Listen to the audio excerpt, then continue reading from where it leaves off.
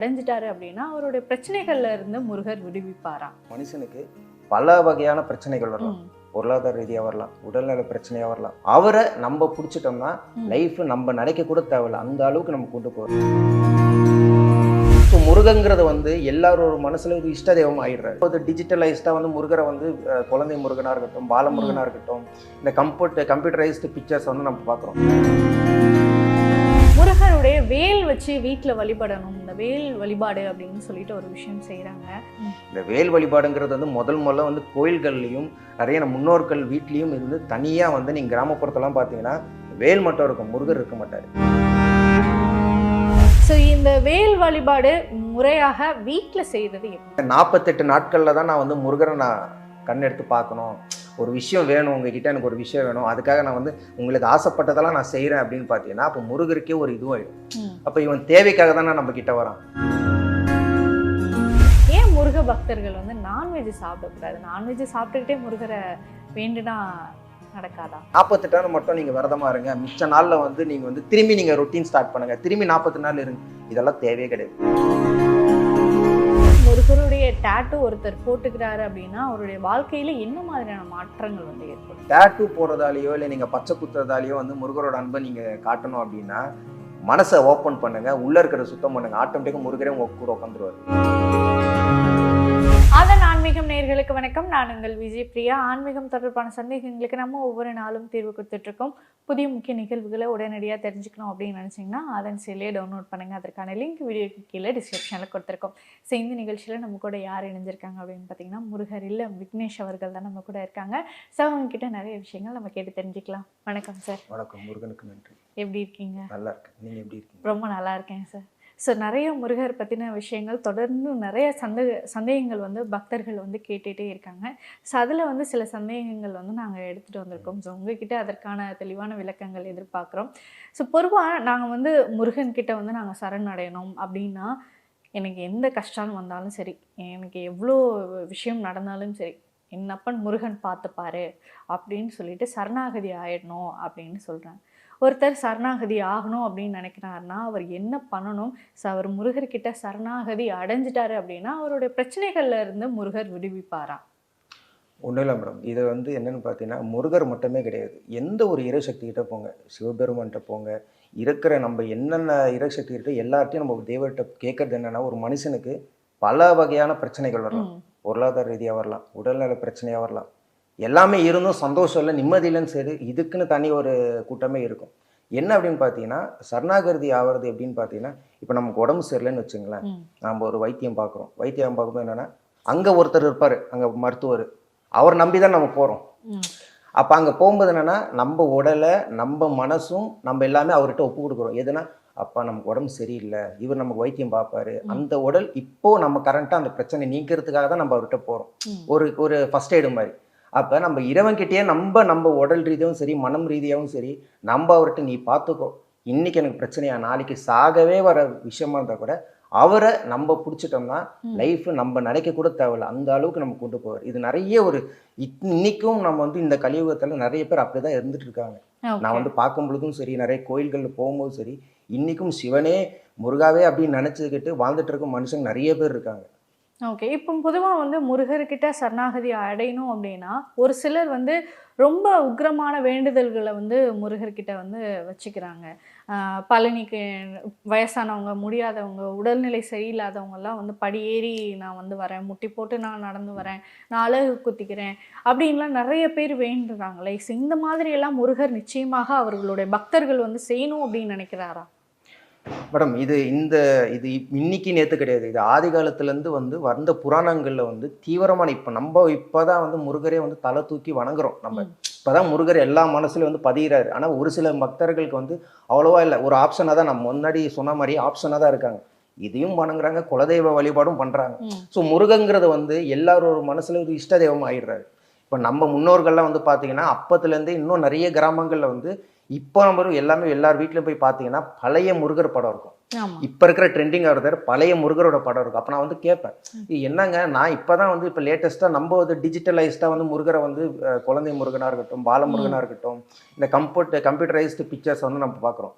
இந்த வழிபாடுங்கிறது முருகரோட வழிபாடுங்கிறது வந்து ஆதி காலத்துக்கு முன்னாடியே நம்ம முன்னோர்கள் முன்னாடியே இருந்திருக்கு. அவங்களோட சக்தி எந்த அளவுக்கு இருக்குன்னு பாருங்க. அப்போல்லாம் வந்து உங்களுக்கு மருத்துவமே நிறைய பேர் ஹாஸ்பிட்டலே இருந்திருக்காது. கண்டிப்பா. ஒரு குழந்தை பிறக்கணும்னா கூட நிறைய பேர் ஹோம் டெலிவரி ஆயிருக்கு. இது எந்த எந்த வகையில சாத்தியம் சொல்லுங்க. அப்போ ஹோம் டெலிவரி பண்றது வந்து அவங்க மருத்துவர் கிடையாது. அப்போல்லாம் அந்த ஊர் காலத்துல வந்து மருத்துவச்சின்னு சொல்லுவாங்க, இல்லை ஒரு வைத்தியம் பார்க்குறவர் சொல்லுவாங்க. அப்போ எந்த இன்ஸ்ட்ருமெண்ட்டே இருக்காது. அப்போ ஒரே ஒரு சக்தி யாருன்னா முருகப்பெருமானும் இறைசக்தி மட்டும்தான். இந்த ஒரு பிரபஞ்சம் தான் அவங்களை காப்பாற்றி கொண்டு வருது. அப்போ அவங்க வச்சிருக்கிற ஒரு நம்பிக்கையும் அவங்க சில வேண்டுதல் வச்சிருப்பாங்க. நான் மடிப்பிச்சை எடுக்கிறேன், நான் நடந்து வரேன், பாத யாத்திரை நடந்து வரேன், நான் படிகளில் வந்து நான் முட்டி கால்களோட நான் ஏறி வரேன், உன்னை பார்க்கணும், இது நடந்தாதான் நான் இது கொடுப்பேன்னு ஒரு கமிஷன் பேசிஸில் நான் கடவுள் ரீதியாக அவங்க பேசலை. எனக்கு ஆசையா இருக்கு உன்னை நான் பார்க்கணும் அப்படின்னா இது கடவுள் ஏற்றுப்பார். ஓகே. கடவுள் வந்து கேட்கல, இவங்களோட நம்பிக்கை இதுக்கு. ஏன்னா நம்ம வந்து கடவுளுக்கு வந்து காசு ரீதியாவோ இல்லை பணம் ரீதியாவோ இல்லை மாலை சூடுவது ரீதியாவோ தான் நம்ம பண்ண முடியும் தவிர அவங்கனால என்னென்ன முடியுமோ அதை அவங்க நிறைவேற்றுறாங்க. இது மட்டும்தான் அவங்களோட நம்பிக்கையா இருக்கு. ஓகே. ஸோ இப்போ ஒரு சிலர் வந்து இந்த வேல்மாறல், கந்தல் அலங்காரம், திருப்புகழ், ஸோ இதெல்லாம் வந்து நிறைய பேர் வந்து நான் தொடர்ந்து டெய்லியும் படிச்சுட்டு வந்துட்டு இருக்கேன். ஏதோ ஒரு நாள் முடியல. ஒரு சிலருக்கு இந்த இது மூலியமாகவும் நிறைய நல்ல விஷயங்கள்லாம் நடந்திருக்கு. பொதுவாக வந்து இந்த திருப்புகழ் அப்படிங்கிறது வந்து ஒவ்வொரு பிரச்சனைக்குமே ஒரு தீர்வுக்கான திருப்புகழ் வந்து இருக்குது. அதை படித்தோம் அப்படின்னா வாழ்க்கையில் எந்த பிரச்சனையாக இருந்தாலும் அது முழுவதுமாக நீங்கிடும் அப்படின்னு நிறைய முருக பக்தர்கள் வந்து சொல்கிறத நான் கேட்டிருக்கேன். அப்படி இருக்கும் போதே இந்த மூன்றுலையுமே எது மிக சிறந்தது, எந்த ஒரு விஷயம் பக்தர்களுடைய வீட்டில் கண்டிப்பாக இருக்கணும்? இப்போது இந்த ஒரு திருப்புகளாக இருக்கட்டும், கந்தர் அலங்காரமாக இருக்கட்டும், என்ன இந்த முருகரோட புத்தகங்கள் எதுவானக்கும் நீங்கள் வழிபாடாக எடுத்துக்கிட்டுமே, இப்போ நம்ம உடல் ஒரு மனுஷன் உடம்புல கண்ணு முக்கியமா, காது முக்கியமா, வாய் முக்கியமான்னு கேட்கும் பொழுது இப்போ உங்களுக்கு 3 விஷயம் இருக்குது, இதில் நான் எது எடுக்கிறேன் அப்படின்னு சொன்னால் உங்களால் எது சொல்ல முடியும்? நிச்சயமாக எதுவுமே இப்போ எல்லாமே ஒரு உறுப்புகள் நமக்கு தேவையானது தான். கண்ணு இல்லைன்னா நம்ம பார்வையற்ற ஆகிடுவோம். இப்போ வாய் இல்லைன்னா நம்ம மௌனமாக வந்திருப்போம், பேசவும் முடியாது. அப்போ முருகருக்கு மட்டும் இந்த ஒரு வீட்டில் இது எல்லாமே வந்து இப்போ ஒரு தந்தையாக இருக்கட்டும், ஒரு தாயாக இருக்கட்டும், பையன் வந்து இதை ஒரு காலேஜ் ஸ்டூடெண்ட்டாக இருப்பார், இவர் வந்து வேல்மாறல் படிப்பார், கந்தல் அலங்காரம் தாய் படிப்பாங்க, கந்த சஷ்டி கவசம் வீட்டில் தினமும் ஓடும். அப்போ இந்த 3 சக்தியுமே நம்ம ஒன்றாக இருக்கும்போது அந்த வீட்டில் எந்த ஒரு கெட்ட விஷயமே அணுகவும் அணுகாது. இன்னைக்கும் வந்து நான் கேட்டுகிட்டே தான் இருக்கேன். ஒவ்வொருத்தவங்களோட மெசேஜும் கமெண்ட்டும் வந்து எனக்கு வந்துகிட்டே தான் இருக்குது. ஏன்னா வாழ்க்கையில் இப்போ ஒரு 2 மாதம் முன்னாடி என் வாழ்க்கை இப்படி இருந்தது சார், இப்போ வந்து நீங்கள் சொன்ன ஃபாலோ ஸ்டெப்ஸ் பண்ணதுக்கப்புறமா வந்து எனக்கு வர பிரச்சனை நானே உணர்றேன். முருகர் ரீதியாக நானே வந்து உணர்றேன். அந்த பிரச்சனை எனக்கு நீங்கி விட்டு போயிடுச்சு. அது எதனால் போச்சு ரீசன் ஒன்றும் தெரியல. ஒருவேளை நான் இது படிக்கிறதாலேயோ இல்லை வந்து முருகர் மேலே பக்தி கொண்டதுனாலேயோ, ஒரே விஷயம் தான், முருகர் இருக்கார், அவ்வளோதான். உங்கள் குடும்பத்தில் ஒருத்தராக வந்துடுவார். இது ஒரு விஷயம் மட்டும்தான். ஏன்னா அவருக்கு நம்ம பிடிச்சது பண்ணிகிட்டே இருந்தால் நம்மள குழந்தைங்கள ஏற்றுப்பார். இது ஒரே ஒரு ரீசன் மட்டும்தான். ஓகே. ஸோ நிறைய பேர் வந்து முருகருடைய சிலை வழிபாட்டை விட முருகருடைய வேல் வச்சு வீட்டில் வழிபடணும், இந்த வேல் வழிபாடு அப்படின்னு சொல்லிட்டு ஒரு விஷயம் செய்கிறாங்க. அது உண்மையாகவே அதிக சிறப்பு வாய்ந்ததாக இருக்குது. அது உண்மைதானா? நீங்கள் அப்படி யாராவது செஞ்சு கேள்விப்பட்டிருக்கீங்களா? தினசரியாக எல்லாரோட வீட்லேயும் வந்து வேல் வழிபாடு இப்போதைக்கு இப்போ நான் பார்க்குற காலகட்டத்தில் வந்து இப்போ நம்ம எவ்வளோக்கு எவ்வளோ நம்ம பேசி மக்கள் மனதில் வந்து நம்ம புரிதல் கொண்டு வந்தாலும் இப்போ தான் வந்து வேல் வழிபாடு வந்து வந்துட்டுருக்கு. இந்த வேல் வழிபாடுங்கிறது வந்து முதல்ல வந்து கோயில்கள்லையும் நிறைய முன்னோர்கள் வீட்லேயும் இருந்து தனியாக வந்து நீங்கள் கிராமப்புறத்தெல்லாம் பார்த்தீங்கன்னா வேல் மட்டும் இருக்கும், முருகர் இருக்க மாட்டார். அப்போ ஏன்னா நீங்கள் நிறைய இடத்துல நீங்கள் வந்து பார்த்துருக்கலாம், முருகர்கிட்ட வேல் இல்லைன்னா தான் அந்த தப்பு. ஆனால் வேல் இருக்கும்போது முருகர்லாம் தப்பே கிடையாது. ஏன்னா முருகர்கிட்ட வேலு வந்து மிகப்பெரிய ஒரு ஆயுதம்.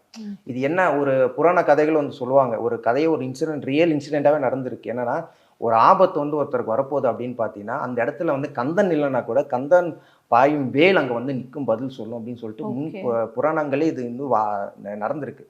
ஸோ இப்போ மக்கள் என்ன சொல்கிறாங்க அப்படின்னு பார்த்தீங்கன்னா முருகருக்கு இருக்கிற சக்தியும் அதே தான், வேலுக்கிட்ட இன்னும் மகத்துவமாக இருக்குது. அந்த வேல் வந்து வழிபாடு பண்ணோன்னா அது எதுக்குன்னா வீரத்தை கொடுக்கக்கூடிய வேல், ஞான வேல். அது அந்த வேலை வந்து நம்ம வழிபாடு பண்ணோம்னா, எந்த வீட்டில் வந்து வழிபாடு பண்ணோம்னா உங்களுக்கு பிரச்சனைகளை விட மனசு நிம்மதி கிடைக்கும், உங்களுக்குள்ளாரே தைரியமாக இருக்கும், தைரியம் உண்டாகும். ஏன்னா முருகர் அங்கே வீட்டில் உட்காந்துருவார். ஓகே. அந்த மாதிரி ஒரு நிகழ்வு வரும்போது நம்ம இதுக்கு மேலே யாருமே பயப்படவும் தேவை கிடையாது. எந்த பிரச்சனைப்பா நீ கந்தா நீ பார்த்துக்கோ, முருகா நீ பார்த்துக்கோ அப்படின்னு சொன்னானே அந்த குரலே அவருக்கு காதலை கேட்கும். அப்போ அந்த வேல் வந்து அங்கே நிற்கும். ஓகே. ஸோ இவ்வளோ மகத்துவம் இருக்கிற இந்த வேல் வழிபாடு ஒருத்தர் எப்படி செய்யணும்? ஸோ அவங்களோட வீட்டில் இருக்கக்கூடிய பெண்களோ இல்லை ஆண்களோ யார் முக்கியமாக இந்த வேல் வழிபாடு செய்யணும்? ஸோ இப்போ பெண்கள் அப்படின்னு எடுத்துக்கிட்டோம் அப்படின்னா அவங்க 48 நாள் செய்யணும், இல்லை 21 நாள் செய்யணும் அப்படின்னு சொல்லிட்டு ஒருத்தர் சொல்கிறாங்க. இல்லை ஆண்கள் வந்து 48 நாட்கள் வந்து வழிபடணும் அப்படின்றாங்க. ஸோ இந்த வேல் வழிபாடு முறையாக வீட்டில் செய்கிறது எப்படி? மேடம் இப்போ நீங்கள் கேட்ட கேள்வி எப்படி அப்படின்னு பார்த்தீங்கன்னா 48 நாளும் 7 வாரங்களும் இதெல்லாமே விட்டுடுங்க. என்ன கேட்டிங்கன்னா, நான் என்னோட கருத்து என்ன அப்படின்னு பார்த்தீங்கன்னா, நம்ம உடல்ல நம்ம மூச்சு நிக்கல. மூச்சு இன்னும் விட்டுக்கிட்டே தான் இருக்கு. அது யார் குடுக்குறது? கந்தப்பெருமான், முருகப்பெருமான் குடுக்குறாரு. அப்ப இந்த 48 நாட்கள்ல தான் நான் வந்து முருகர நான் கண்ணெடுத்து பார்க்கணும். ஒரு விஷயம் வேணும் உங்ககிட்ட, எனக்கு ஒரு விஷயம் வேணும். அதுக்காக நான் வந்து உங்களுக்கு ஆசைப்பட்டதெல்லாம் நான் செய்றேன் அப்படின்னு பார்த்தீங்கன்னா, அப்ப முருகருக்கே ஒரு இதுவாயிடும். அப்ப இவன் தேவைக்காக தானே நம்ம கிட்ட வரான். உங்க மூச்சு நிக்கிற வரைக்கும் என்னோட கருத்து என்னன்னா, நான் வீட்ல பண்றது அதான். என் மூச்சு நிக்கிற வரைக்கும் முருகருக்கு வேல் வழிபாடும் சரி, முருகர்கிட்ட காலையிலும் 3 வேளை நான் தொழுகுவேன். அப்போ இந்த மாதிரி பண்ணும்பொழுது என்னன்னா, நம்ம கூட நம்ம மனதிலையும் சரி, தினசரி வாழ்க்கையிலும் சரி, நம்ம முருகரை உணரலாம். நான் மட்டும்தான் இல்லை, நிறைய ஜாம்பவாங்கள் இவங்க மட்டும்தான் வந்து முருகரை உணரணும்னு கிடையவே கிடையாது. எளிய மக்கள் யார் முழு பக்தியோட நான் அவரை கூப்பிட்டேன்னா கண்டிப்பா அந்த வீட்டுல வந்து இருப்பார் மேடம். இது 100% சாத்தியம். கண்டிப்பா அவர் வீட்டுல இருப்பார். ஓகே. அப்ப இத்தனை நாள் தான் அப்படின்றது கணக்கு கிடையாது. எப்பனாலும் நம்ம வேல் வழிபாடு செய்யலாம். கணக்கு இருக்கு மேடம். கணக்கு என்னால இவ்வளவுதான் பண்ண முடியும். இந்த 48 நாட்கள் தான் என்னால பண்ண முடியும். ஏன்னா நிறைய பேர் இந்த அசைவம் சாப்பிடுவாங்க. இது என்னால இதுக்கு மேல என்னோட கண்ட்ரோல் பண்ண முடியாது அப்படிங்கிறவங்க ஒரு மண்டலம் மாதிரி எடுப்பாங்க. நான் என்னோட கருத்து என்ன அப்படின்னு பாத்தீங்கன்னா, நம்ம வாழ்நாள் முழுக்க கடவுள் நமக்கு வேணும். முருகப்பெருமான் வந்து நம்ம வாழ்நாள் நம்ம மூச்சு நிக்கிறதுக்கு நமக்கு தேவை. அப்ப இந்த 48 நாள் மட்டும்தான் அவர்கிட்ட நம்ம இருக்கணும் அப்படின்னா, மிச்சம் இருக்கிற நாள்ல வந்து பரவாயில்ல முருகர் சக்தி எப்பயாச்சும் ஒரு வேலை செய்யட்டும் மட்டும் விட்டுருனா அது சாத்தியம் ஆயிடாது இல்லையா? என்னை பொறுத்த வரைக்கும் இந்த 48 நாள் இருந்த வரைக்கும் இருங்க. தினசரியாவும் நம்ம மூச்சு நிக்கிறதுக்கு நீங்க பண்ணீங்கன்னா உங்க வாழ்க்கை இன்னும் சிறப்பா இருக்கும். இதுல முக்கியமாக இன்னொரு விஷயம் என்ன அப்படின்னு பாத்தீங்கன்னா, முருகருக்கு வந்து நான்வெஜ் சாப்பிடாம இருக்கிற பக்தர்களை வந்து ரொம்ப பிடிக்கும் அப்படின்னு சொல்றாங்க. எனக்கு நான்வெஜ் பிடிக்கும், எனக்கு சாப்பிடணும்னு இருக்கு, ஆனா எனக்கு முருகரையும் பிடிக்கும். ஸோ அவருக்காக என்னுடைய ஆசைகள் எல்லாத்தையுமே நான் துறந்தேன் அப்படின்னா, எனக்கு பிடிச்சதை நான் செய்கிறேனே, ஆனால் எனக்கு முருகரையும் பிடிக்கும் அப்படின்னு ஒரு சிலர் இருப்பாங்கல்ல. ஏன் முருக பக்தர்கள் வந்து நான்வெஜ் சாப்பிடக்கூடாது? நான்வெஜ் சாப்பிட்டுக்கிட்டே முருகரை வேண்டுனா நடக்காதா? இதுக்கு ஒரு உதாரணம் நான் என்ன சொன்னேன் அப்படின்னு பார்த்தீங்கன்னா வந்து, சைவம் அசைவம் இந்த தனி சாப்டர் ரெண்டுத்துக்குமே நம்ம வந்து இன்னொரு எபிசோட தான் நம்ம பேசணும். ஏன்னா இந்த சைவமும் அசைவமும் வந்து வெவ்வேறு டிவிஷன் இருக்கு. இருந்தாலுமே வந்து முருகர் ரீதியா வந்து என்னன்னு எந்த ஒரு சிவபெருமானை கூட இருக்குங்க, என்ன இடசக்தி இருந்தா கூட, இப்ப நம்ம வந்து ஒரு ஸ்டேஷன்ல இருக்கோம், ஒரு போலீஸ் ஸ்டேஷன், இப்ப தண்டனை பண்றவன் தானே ஜெயில போய் இருக்கான். அப்ப நீ ஜெயிலுக்குள்ளாரே நீ தப்பு பண்ணா, அப்ப எனக்கு கடவுள் வந்து நீதிபதி வந்து என்னை காப்பாற்றணும்னா எந்த மாதிரி சாத்தியம்? எனக்கு முருகரை பிடிக்கும், அவர்கிட்ட இருக்கிறது என்ன விஷயம்? சேவல் கொடியும் மயிலும் தான் வாகனமா வச்சிருக்காரு. அப்ப இந்த ரெண்டுமே வந்து பிராணிகள், உயிர் இருக்கும் ஜீவனங்கள். அப்போ இது ஏன் அப்படின்னா, நம்ம யாரும் அந்த ஒரு விஷயத்த நம்ம கொண்டு போகணும். சிக்கனா இருக்கட்டும், மட்டனா இருக்கட்டும், நிறைய பேர் வந்து சொல்லுவாங்க 48 நாள் மட்டும் நீங்க விரதமா இருங்க, மிச்ச நாள்ல வந்து நீங்க வந்து திரும்பி நீங்க ரொட்டீன் ஸ்டார்ட் பண்ணுங்க, திரும்பி 40 நாள் இருங்க. இதெல்லாம் தேவையே கிடையாது. என்னை பொறுத்தவரைக்கும் முழுசா முருகர் சக்தியா இருக்கட்டும், எந்த இறை சக்தியா நீங்க அடையணும்னா ஒரே விஷயம் என்னன்னா, அசையம் வந்து தவிர்த்துருங்க. என்னால உடனடியா ஸ்டாப் பண்ண முடியலன்னா கொஞ்சம் கொஞ்சமா நீங்க தவிர்த்துட்டீங்கன்னா, நீங்க தியானம் பண்ணணும்னு அவசியம் கிடையாது. கோயில் குளங்கள் போக முடியாதவங்க நான் என்ன சொல்றேன்னா, வீட்டில் நீங்க 2 வேளை அட்லீஸ்ட் ஒரு வேளை நீங்க வீட்டை விளக்கேற்றிட்டு முருகப்பெருமானுக்கு ஏதாவது ஒரு நெய்வேத்தியம் வச்சு நீங்க அசைவம் சாப்பிடாம உங்க வீட்டில் யாருமே சாப்பிடாம இருந்தீங்கன்னா கண்டிப்பா முருகர் அந்த வீட்டில் இருப்பார் மேடம். நான் உணரக்கூடிய விஷயம் இது மட்டும்தான். ஓகே. இப்போ ஒரு சிலர் வந்து இந்த செவ்வாய்க்கிழமை முருகருக்காக விரதம் இருக்கிறவங்க இருக்காங்க. ஒரு சிலர் இந்த சஷ்டி விரதம் அந்த மாதிரியான நேரங்கள்ல வந்து விரதம் இருக்கு. அந்த பர்டிகுலர் நாட்கள் மட்டும் இப்போ வேல் வழிபாடு ஆகட்டுமே, ஸோ இது எல்லாமே செய்கிறவங்க அந்த ஒரு குறிப்பிட்ட நேரம் மட்டும் நான்வெஜ் எடுத்துக்காம இருப்பாங்க. அதுக்கப்புறம் முடிச்சதுக்கப்புறம் திரும்பவும் நான்வெஜ் பேக் டு ஸ்டார்ட் பண்ண ஆரம்பிச்சிருவாங்க. அப்போ இத்தனை நாள் அந்த விரதம் இருந்ததற்கான பதில் வந்து அந்த அசைவம் சாப்பிட்டுட்டா கிடைக்காம போயிடுமா? அப்படி கிடையாது மேடம். இப்போ எப்படி அப்படின்னு பார்த்தீங்கன்னா, இப்போ பிறந்த நாட்களாக இருக்கட்டும், இல்லை வந்து ஆனிவர்சரியாக இருக்கட்டும், முன்னோர்கள் வந்து என்ன சொல்லியிருப்பாங்கன்னா, ஒரு நல்ல நாள் அதுவுமா தான் வந்து தீபாவளி நாட்களாக இருக்கட்டும், தீபாவளி நாட்களாக தான் வந்து புது துணி அடையிறதா இருக்கட்டும், அப்போ தான் வந்து கறி வெட்டியே சாப்பிடுவாங்க வீட்டில். கிராமத்தில் வந்து விவசாயி மக்கள்லாம் பார்த்தீங்கன்னா அப்போ தான். அப்போது இந்த நாட்கள் முருகருக்கு உகந்த நாட்கள் இந்த நாட்கள் மட்டும்தான், இந்த சஷ்டியும். ஏன்னா முருகர் அப்போ வந்து இன்னும் சக்தி தீவிரமாக இருக்கும். அப்போ இந்த நாட்கள் மட்டும்தான் நான் சாப்பிடாம இருப்பேன் அப்படின்னா, இப்போ இந்த நாட்களுக்கு நீங்கள் விரதம் இருந்தே உங்களுக்கு ஆசைகள் நிறைவேறுதுன்னா, லைஃப் லாங் நீங்க விட்டீங்கன்னா உங்களுக்கு இன்னும் சக்தி எப்படி வேலை செய்ய மட்டும் பாருங்க. முருகர் எப்படி இருப்பாரு உங்க கூட. நான் ஏன் சொல்றேன்னா, யாரையுமே வந்து நீங்க சாப்பிடாம இருக்காதீங்க நான் சொல்லலை. நான் என்ன சொல்றேன்னா, நீங்க ஸ்டாப் பண்ணுங்க. கூடிய சீக்கிரம் நீங்க ஸ்டாப் பண்ணீங்கன்னா நீங்களே, நான் சொல்றதுக்கு பதிலாக நீங்களே வந்து உங்க வீட்டுல வந்து உணர்வாங்க, முருகர் நம்ம கூட தான் இருக்காரு. ஏதாவது ஒரு சிக்னல் கிடைக்கும் மேடம். சேவல் கூ, ஏன்னா அந்த வீட்டு பகுதியில வந்து சிட்டி லைஃபா இருக்கட்டும், எங்கேயாவது ஒரு இடத்துல சேவல் கூ. ஓகே. சோ அது வந்து முருகருடைய ஒரு அறிகுறி. கண்டிப்பா ஏதாவது ஒரு அறிகுறி கொடுப்பாரு. ஓகே. இப்போ ஒரு சிலர் வந்து இந்த டேட்டூ வந்து போட்டுக்கிறாங்க. முருகருடைய டேட்டூ வேலாகட்டும், இல்ல முருகருடைய உருவமாகட்டும். ஸோ இதெல்லாம் வந்து டேட்டூவா போடணுன்றங்கிறத நெறைய பேர் வந்து ஆசைப்படுறாங்க. ஸோ அப்படி இருக்கும்போது முருகருடைய டேட்டூ ஒருத்தர் போட்டுக்கிறாரு அப்படின்னா, அவருடைய வாழ்க்கையில என்ன மாதிரியான மாற்றங்கள் வந்து ஏற்படும்? இந்த டேட்டூ இப்போ இருக்கிற வந்து ட்ரெண்டிங்கான விஷயம் வந்து இப்போ எல்லாரும் வந்து முருகரை பற்றி பேசுகிறாங்க. அப்போ முருகர் நமக்கு வந்து சக்தி வாய்ந்து கொடுப்பாரா? ஏன்னா ஒரு சில நண்பர்களே வந்து என்னை கேட்டிருக்காங்க. என்னங்க முருகரை பற்றி இப்படி பேசுறீங்க? ம். அப்போ முருகர்கிட்ட போனால் எல்லாமே கொடுப்பார். அப்போ நீ தேவைக்காக மட்டும்தான் நீ இறை சக்திகளை தேடிட்டு இருக்கியா? அப்போ காசாலையும் நிறைய விஷயங்கள் வாங்க முடியாது நிறையவே இருக்கு. ஒரு உயிர் போயிடுச்சுன்னா பணம் எவ்வளோ கொடுத்தாலும் அது வாங்கவே முடியாது திரும்பி. ம். அப்போ டேட்டூ போடுறதுக்கு என்னன்னா அவங்கவங்களோட தனிப்பட்ட ஒரு விருப்பங்கள். ஓகே. அதை நம்ம வந்து எதுவுமே சொல்ல முடியாது. ஆனா முக்கியம் நான் சொல்ல வர்றது என்ன அப்படின்னா, டேட்டூ போடுறதாலயோ, இல்ல நீங்க பச்சை குத்துறதாலயோ வந்து முருகரோட அன்பை நீங்க காட்டணும் அப்படின்னா, மனச ஓப்பன் பண்ணுங்க. உள்ள இருக்கிறத சுத்தம் பண்ணுங்க. ஆட்டோமேட்டிக்கா முருகரே உங்க கூட உட்காந்துருவாரு உள்ள. ஓகே. இந்த டேட்டூ போடுறதால மட்டும் தான் வந்து முருகா என்னை பார்க்கணும். நான் முருகர் பக்தன்பா அப்படின்னு வந்து எதுவுமே பண்ணவே தேவை கிடையாது. ம். முருகருக்கு தெரியும். ஏன்னா, எல்லா ஒரு சிங்கிள் மூமெண்ட்டா இருக்கட்டும், நம்ம நம்ம ஒரு வாழ்க்கையில நம்ம தூங்கி எழுந்ததுலேருந்து இன்னைக்கு நாட்கள் முடிகிற வரைக்கும், நம்மள யாரோ ஒருத்தவங்க வாட்ச் பண்ணிட்டே தான் இருக்காங்க. நம்ம செய்ற செயல்கள் எல்லாமே வந்து இப்போ முருக பக்தரா இருக்கட்டும், சிவன் பக்தரா இருக்கட்டும், எல்லாருமே அவங்கவங்க அடியார்கள வந்து கடவுள் பார்த்துட்டே தான் இருக்காரு. நீ என்ன இன்னைக்கு பண்ற? இப்போ எனக்கு ஃபேவரா நீ பண்றியா? என் பையன் நீ என் பேர காப்பாத்துற மாரி நீ பண்றியான்னு பார்த்துக்கிட்டே தான் இருக்காரு. ஓகே. இப்போ ஒரு சிலர் வந்து இந்த முருகர வந்து நெருப்பு கடவுள். ஸோ அவர் வந்து நெருப்பு ரூபம் அப்படின்னு சொல்றாங்க. சிவனுடைய நெற்றி தீப்பொறியில இருந்து தான் நம்ம முருகர் அவர்கள் உருவாகுனாரு அப்படிங்கிறது நம்ம எல்லாருக்குமே தெரியும். இதுல குறிப்பா ஒரு சிலர் வந்து சொல்ற விஷயங்கள் என்ன அப்படின்னா, நெருப்பு ராசிகள் அப்படின்னு நம்ம இந்த 12 ராசிகள்ல சில ராசிகள வந்து சொல்லுவோம். ஸோ அந்த ராசிகள் மட்டும் தான் முருகர வந்து வேண்டுனா நல்லா இருக்கும். ஸோ அதே மாதிரி ஒவ்வொரு ராசிகளும் ஒவ்வொரு முருகர் கோவிலுக்கு போனா சிறப்பு வாய்ந்ததாக இருக்கணும். இப்ப நான் ஒரு ராசி. எனக்கு வந்து திருச்செந்தூர் போகக்கூடாது அப்படின்னு இருக்குன்னா, நான் திருச்செந்தூர் போக்கூடாதா? திருச்செந்தூர் போயி நான் முருகர வந்து தரிசிக்க கூடாதா? அப்படின்னு சில விஷயங்கள் இருக்கு. அது உண்மையா? இந்தந்த ராசிகள் தான் இந்தந்த முருகர வந்து வணங்கணும் அப்படிங்கிற ஏதாவது விதிமுறைகள் இருக்கா? அஸ்ட்ராலஜி ரீதியா நான் வந்து பேச விரும்பல. என்ன அப்படின்னு பார்த்தீங்கன்னா, என்ன பொறுத்தவரைக்கும் முருகர்ங்கிறது ஒரு கடவுள் மட்டும் தான். இது இன்னைக்கு நம்ப இந்த திருச்செந்தூர பத்தி பேசுனா நெறைய பேரு நான் பேசுனா இன்னொருத்தர் பேசுவாரு, வேற ஒருத்தர் பேசுவாரு, பேசிக்கிட்டே தான் போலாம். நான் என்ன சொல்றேன்னா, கட்டமைப்ப முதல்ல பாருங்க. அந்த ஸ்தலம் பாருங்க. கடவுள் இருக்கிறது ஒரே ஒரு கடவுள் மட்டும் தான். அப்போ கட்டமைப்பு தான் நம்ம பார்க்கணும். இந்த ராசிக்கு இது செட் ஆவாது.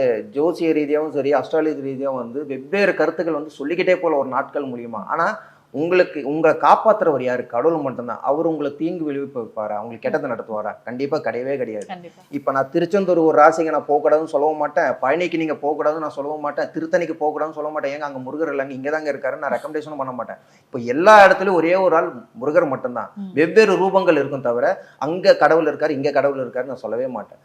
உங்க ராசியும் இந்த 12 ராசியும் நீங்க கேட்ட கேள்விக்கு என்ன அப்படின்னு பார்த்தீங்கன்னா, உங்க ராசியும் வந்து எனக்கு இது நடக்கல, எனக்கு கெட்டதாவே நடக்குதுன்னா, தொடர்ந்து அவர புடிங்க. அவரால முடியாதது எதுவுமே கிடையவே கிடையாது.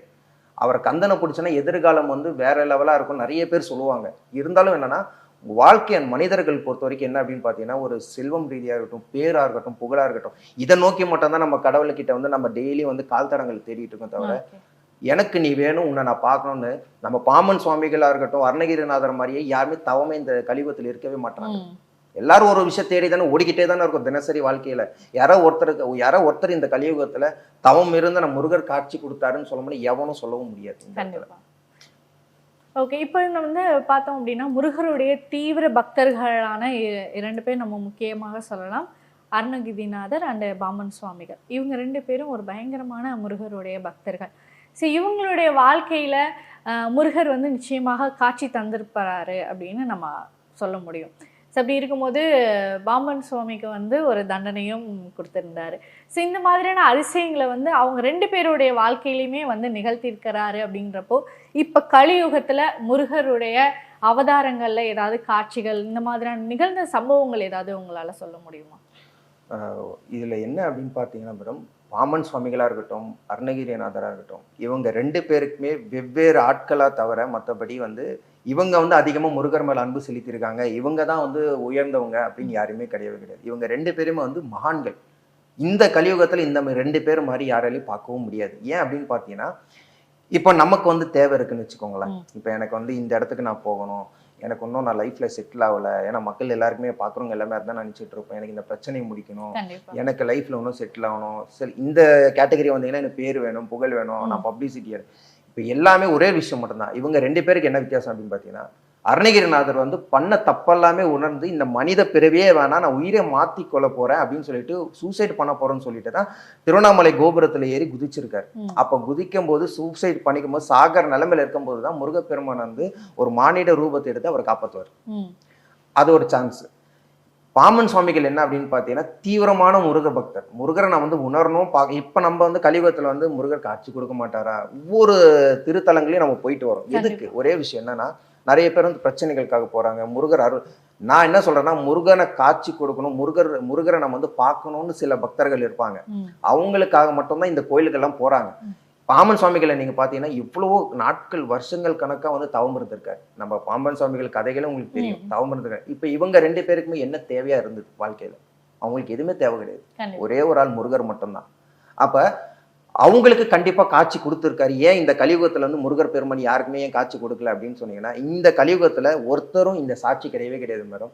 முருகப்பெருமான் வந்து கொடுத்துருக்காரு, இல்ல வேற ஒரு ரூபத்துல வந்து முருகப்பெருமான் வந்து காட்சி கொடுக்குறாரு மக்களுக்கு அப்படின்னா சாட்சிகள் கிடையவே கிடையாது.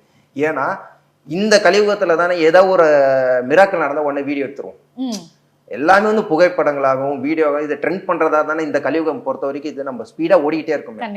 இறை சக்தி மட்டும் எப்பவுமே பாத்தீங்கன்னா இயற்கையை வந்து சோதிக்கவே கூடாது. நம்ம இயற்கையும் பிரபஞ்சத்தையும் நம்ம சோதிக்கவே கூடாது. இது 2த்தையும் நம்ம சோதிச்சுட்டோம்னு வச்சுங்களேன், அதோட ரிவோல்ட் நமக்கு வேற மாதிரி இருக்கும். இப்போ ஏன் நான் சொல்றேன்னா, அப்ப இருக்கிற ஜென்ரேஷன் வேற, அப்ப இருக்கிற காலகட்டம், அப்ப யுகங்கள் வேற. அப்போ வந்து தவமா இருந்து முருகர் பெருமான் மட்டும்தான் நமக்கு தேவைன்னா, இப்ப நான் வந்து சொல்றேன், நேத்து எனக்கு முருகர் காட்சி கொடுத்தாருன்னா யாராவது ஒருத்தர் நம்புவாங்களா? ஒருத்தரும் நம்ப மாட்டான். இந்த கலியுகத்தை பொறுத்த வரைக்கும் அதான், இவன் கிடக்குறான், அவன் சொல்லுவான், இவன் ஆளும் சரியில்லை, இப்படிதான் சொல்லுவாங்க. எனக்கு தெரியும், எனக்கு கொடுத்துருக்காரு, எனக்கு தெரியும். ஆனா நான் சொன்னாலும் நம்பவே கூடாது. ஏன்னா இந்த கலியுகத்துல வாய்ப்பே கிடையாது. நம்ம அவ்வளோ தினசரியா தப்பு பண்ணிக்கிட்டே தான் இருக்கும். இந்த நம்ம மனுஷன் பிரிவு எடுக்கிறது என்னன்னா, செஞ்ச தப்புக்கெல்லாம் மன்னிப்பு கேட்டு ஒரு பிராச்சித்தம் தேட தான் நம்ம கடவுளே நம்ம நோக்கி போறோம். அதுக்காக தான் நான் என்ன சொல்றேன் அப்படின்னு பாத்தீங்கன்னா, எல்லாமே அட்மோஸ்ட் டாப் எண்ட் நீங்க என்ன தப்பு வேணா பண்ணுங்க. ஒரு டைம் உங்களுக்கு ஒரு செகண்ட் யோசிப்பீங்கல்ல, பின்னாடி திரும்பி பார்ப்பீங்கல்ல, அப்போ முருகர்கிட்ட டோட்டலா உங்களுக்கு சரண்டர் எடுத்துருங்க. நீங்க பண்ணது எல்லாமே உங்க விதியே மாத்தி தெய்வம்னா முருகப்பெருமான் மட்டும்தான். உங்க விதியே மாத்தி கொடுத்துருவாரு உங்ககிட்ட.